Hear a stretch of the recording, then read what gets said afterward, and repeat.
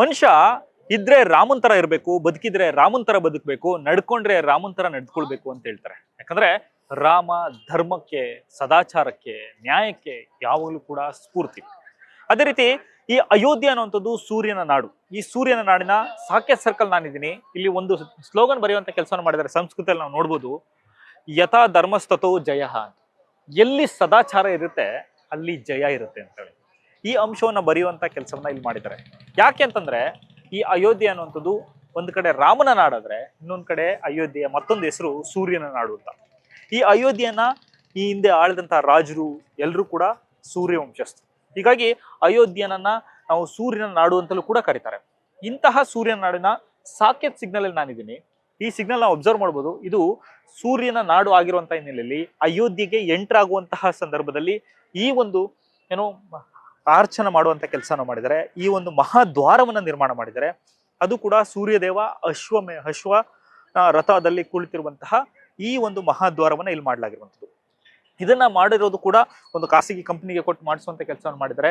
ಇವತ್ತು ರಾಮ, ಅದರಲ್ಲೂ ಪ್ರಮುಖವಾಗಿ ನಾಳೆ ರಾಮನ ಅಧಿಕೃತವಾಗಿ ರಾಮದೇವರ, ಅದರಲ್ಲೂ ಪ್ರಮುಖವಾಗಿ ರಾಮ ಮಂದಿರ ಅಧಿಕೃತವಾಗಿ ಉದ್ಘಾಟನೆ ಆಗುವಂತಹ ಹಿನ್ನೆಲೆಯಲ್ಲಿ ಈ ಒಂದು ಆರ್ಚ್ ಕೂಡ ನಾವು ಸಂಪೂರ್ಣವಾಗಿ ಅಲಂಕಾರಗೊಳಿಸುವಂತ ಕೆಲಸವನ್ನು ಮಾಡಿದ್ದಾರೆ. ಇದರ ವಿಶೇಷತೆ ನಾನು ತೋರಿಸ್ತಾ ಹೋಗ್ತೀನಿ.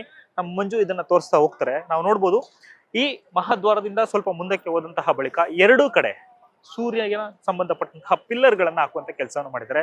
ಆ ಪಿಲ್ಲರ್ಗಳ ಮೇಲೂ ಕೂಡ ಜೈ ಶ್ರೀರಾಮ್ ಅನ್ನುವಂತಹ ಸ್ಲೋಗನ್ ಬರೆಯುವಂಥದ್ದು. ಇಲ್ಲಿಂದ 20 ಕಂಬಗಳನ್ನ ಇಲ್ಲಿ ಹಾಕಿರುವಂಥದ್ದು. ಅದಾದ ಬಳಿಕ ಇದರ ಹಿಂಡು ಇಲ್ಲಿಂದ ಸುಮಾರು ಅರ್ಧ ಕಿಲೋಮೀಟರ್ ದೂರ ಈ ರಸ್ತೆ ಇರುವಂಥದ್ದು. ಈ ಅರ್ಧ ಕಿಲೋಮೀಟರ್ ದೂರದ ರಸ್ತೆಗೂ ಕೂಡ ಆಚೆ ಈಚೆಗಳಲ್ಲಿ ಕಂಬಗಳನ್ನ ಹಾಕಿದ್ದಾರೆ. ಆ ಕಂಬಗಳಲ್ಲೂ ಕೂಡ ಶಂಕು, ಚಕ್ರ ಹಾಗೂ 3 ನಾಮ ಇರುವಂತಹ ಫಲಕವನ್ನು ಹಾಕುವಂತಹ ಕೆಲಸವನ್ನು ಮಾಡಿದೆ. ಅಂದ್ರೆ ರಾಮನ ಸಿಂಬಲ್, ಅಂದ್ರೆ ಅದರಲ್ಲೂ ಪ್ರಮುಖವಾಗಿ ರಾಮಾನುಜಾಚಾರ್ಯರ ಸಂಬಂಧಪಟ್ಟಂತಹ ರಾಮಾನುಜಾಚಾರ್ಯರ ಏನು ಪ್ರತೀತಿ ಇರುವಂಥದ್ದು, ರಾಮಾನುಜಾಚಾರ್ಯರನ್ನ ಪ್ರತಿನಿಧಿಸುವಂತಹ, ಅದರಲ್ಲೂ ಪ್ರಮುಖವಾಗಿ ಆ ಗುರುಗಳನ್ನ ಪ್ರತಿನಿಧಿಸಿ ಪೂಜೆ ಮಾಡುವಂತಹ ಏನು ನಾಡಾಗಿರುವಂತಹ ಹಿನ್ನೆಲೆಯಲ್ಲಿ ಇದನ್ನ ಹಾಕುವಂತ ಕೆಲಸವನ್ನು ಮಾಡಿದ್ದಾರೆ. ಇದನ್ನ ಒಂದು ಖಾಸಗಿ ಕಂಪ್ನಿ ಮೂಲಕ ಮಾಡಿಸಿರುವಂತದ್ದು. ಈ ಕಂಬಗಳೇನಿದೆ ಇಲ್ಲಿಂದ 20 ಕಂಬ, ಮತ್ತೆ ಇಲ್ಲಿಂದ ಅರ್ಧ ಕಿಲೋಮೀಟರ್ ಮುಂದೆ ಹೋದಂತಹ ಬಳಿಕ ಆ ಕಡೆಯಿಂದಲೂ ಕೂಡ 20 ಕಂಬಗಳನ್ನ ಈ ರೀತಿ ಏನು ಡಿಸೈನ್ ಮಾಡಿ ಹಾಕುವಂತ ಕೆಲಸ ಆಗಿರುವಂತದ್ದು. ಈ ರಸ್ತೆ ಇಲ್ಲಿಂದ ಹೊರಟಂತಹ ಬಳಿಕ ಲತಾ ಮಂಗೇಶ್ಕರ್ ಚೌಕಿ ತಲುಪುತ್ತೆ. ಅಲ್ಲಿ ಎಡಭಾಗಕ್ಕೆ ತೆಗೆದುಕೊಂಡಂತಹ ಬಳಿಕ ನೇರವಾಗಿ ರಾಮ್ ಪಥಕ್ಕೆ ತಲುಪುತ್ತೆ. ಅಂದ್ರೆ ಅಯೋಧ್ಯೆಯ ರಾಮ ಮಂದಿರನ ದೇವಸ್ಥಾನಕ್ಕೆ ಹೋಗುವಂತಹ ರಸ್ತೆ ಆಗುವಂಥದ್ದು. ಇದು ಇಲ್ಲಿರುವಂತಹ ವಿಶೇಷ. ಇನ್ನ ಇದೇ ಪಥದಲ್ಲಿ ನೋಡೋದಾದ್ರೆ ಕೂಡ ಇವತ್ತು ನಾಳೆ 2 ದಿನಗಳ ಕಾಲ ಐ ಸೆಕ್ಯೂರಿಟಿ ಝೋನ್ ಅಂತ ಮಾಡಲಾಗುವಂಥದ್ದು. ಇಲ್ಲಿ ಪೊಲೀಸರು ಕೂಡ ನಾವು ಹಾಕಿರ್ಬೋದು, ಬೋರ್ಡ್ಗಳನ್ನು ಕೂಡ ನೋಡ್ತೀವಿ, ಐ ಸೆಕ್ಯೂರಿಟಿ ಝೋನ್ ಅಂತೇಳಿ. ಅಂದ್ರೆ ಯಾವುದೇ ಒಬ್ಬ ವ್ಯಕ್ತಿ ಅಯೋಧ್ಯೆಯನ್ನ ಎಂಟರ್ ಆಗ್ಬೇಕು ಅಂದ್ರೆ ಇದೇ ರಸ್ತೆಯಲ್ಲಿ ಹೋಗ್ಬೇಕು, ಪ್ರಮುಖ ದ್ವಾರ. ಅದ್ರಲ್ಲಿ ಪ್ರಮುಖವಾಗಿ VVIP ಏನ್ ಬರ್ತಾರೆ ಅವರೆಲ್ಲರೂ ಕೂಡ ಇದೇ ದ್ವಾರದಲ್ಲಿ ಬರ್ತಾರೆ. ಯಾಕಂತಂದ್ರೆ ಇಲ್ಲಿಂದ ಕೆಲವೇ ದೂರಗಳಲ್ಲಿ, ಅಂದ್ರೆ ಕೆಲ ಕಿಲೋಮೀಟರ್ ದೂರದಲ್ಲಿ ಅಯೋಧ್ಯೆ ಏರ್ಪೋರ್ಟ್ ಇದ್ದು ಅಲ್ಲಿಂದ ಹೊರಟಂತ VIPಗಳು ಇಲ್ಲಿ ಬಂದು ಈ ಮೂಲಕ ಅಯೋಧ್ಯೆಗೆ ಎಂಟರ್ ಆಗ್ತಾರೆ. ಬಳಿಕ ರಾಮ ಮಂದಿರ ಹತ್ರ ಹೋಗ್ತಾರೆ. ಅದಕ್ಕೋಸ್ಕರ ಪೊಲೀಸರು ಈಗ ಸಕಲ ರೀತಿಯಲ್ಲೂ ಕೂಡ ಈಗ ಏನೋ ಮಾಡ್ಕೊಳ್ಳುವಂತ, ಅಂದ್ರೆ ಭದ್ರತೆಗೆ ವ್ಯವಸ್ಥೆನ ಮಾಡ್ಕೊಂಡಿದ್ದಾರೆ. ನಾವು ಅಬ್ಸರ್ವ್ ಮಾಡ್ಬೋದು, ಪ್ರತಿ ವೆಹಿಕಲ್ ಕೂಡ ಚೆಕ್ ಮಾಡ್ತಾರೆ. ಪಾಸ್ ಇದ್ರೆ ಮಾತ್ರ ಒಳಗಡೆ ಅಲೋ ಮಾಡ್ತಿರುವಂತದ್ದು ನಾವು ಅಬ್ಸರ್ವ್ ಮಾಡ್ಬೋದು. ಈಗ ಒಂದು ವಾಹನವೂ ಕೂಡ ಬಂದಿದೆ, ಅದರಲ್ಲಿ ಪಾಸ್ ಕೂಡ ಅಳವಡಿಸುವಂತ ಕೆಲಸವನ್ನು ಮಾಡಿದ್ದಾರೆ. ಆ ಪಾಸ್ ಇದ್ರೆ ಮಾತ್ರ ಇಲ್ಲಿ ಒಳಗಡೆ ಬಿಡುವಂತ ಕೆಲಸವನ್ನು ಮಾಡ್ತಾರೆ. ಯಾಕಂತಂದ್ರೆ ಪಾಸ್ ಇಲ್ಲ ಅಂತಂದ್ರೆ ಯಾರಿಗೂ ಅಲೋ ಇಲ್ಲ. ಇನ್ನ ಇಲ್ಲಿ ಬಿಜೆಪಿ ಲೀಡರ್ ಕೂಡ ಬಂದಿರುವಂತ ನಾವು ಅಬ್ಸರ್ವ್ ಮಾಡ್ಬೋದು. ಈ ಒಂದು ಪಾಸ್ ಏನಿದೆ, ಈ ಪಾಸ್ ಕಂಪಲ್ಸರಿ ಇದ್ರೆ ಮಾತ್ರ ಒಳಗಡೆ ಬಿಡುವಂತಹ ಕೆಲಸವನ್ನ ಮಾಡ್ತಿರುವಂತದ್ದು. ಈ ಪಾಸ್ ಇಲ್ಲ ಅಂತಂದ್ರೆ ಅಯೋಧ್ಯೆ ಒಳಗಡೆ ಯಾರಿಗೂ ಎಂಟ್ರಿ ಇಲ್ಲ.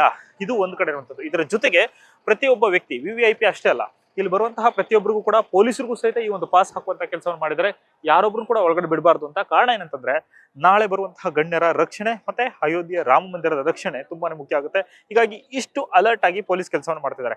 ಇನ್ನು ಇಡೀ ಅಯೋಧ್ಯೆ ತುಂಬಾ ನಾವು ನೋಡೋದಾದ್ರೂ ಕೂಡ ಬರೋಬ್ಬರಿ 12,000ಕ್ಕೂ ಹೆಚ್ಚು ಮಂದಿ ಪೊಲೀಸರು ನಿಯೋಜನೆ ಮಾಡಿದ್ದಾರೆ. ಒಂದು ಕಡೆ ಅಯೋಧ್ಯೆಯ ಪೊಲೀಸರಿದ್ರೆ, ಇನ್ನೊಂದು ಕಡೆ RPF ಇದ್ದಾರೆ, ATS ಇದ್ದಾರೆ, ಜೊತೆಗೆ ಮಿಲಿಟರಿ ಫೋರ್ಸ್ ಕೂಡ ಹಾಕುವಂತಹ ಕೆಲಸವನ್ನು ಮಾಡಿರುವಂಥದ್ದು. ಒಟ್ಟಿನಲ್ಲಿ ಅಯೋಧ್ಯೆ ಬಿಗಿ ಭದ್ರತೆ ನಡುವೆ ಒಂದು ರೀತಿ ಅಲಂಕಾರಗೊಂಡು ಮಧುವಣಗಿತ್ತಿಯಂತೆ ಸಿಂಗಾರಗೊಂಡಿದೆ. ಕ್ಯಾಮರಾ ಪರ್ಸನ್ ಮಂಜುನಾಥ್ KR ಜೊತೆ ವಿಷ್ಣು ಪ್ರಸಾದ್, ಅಯೋಧ್ಯೆ. ನ್ಯೂಸ್ ಫಸ್ಟ್, ನಿರ್ಭೀತಿಯಿಂದ ನಿಮ್ಮ ಪರವಾಗಿ.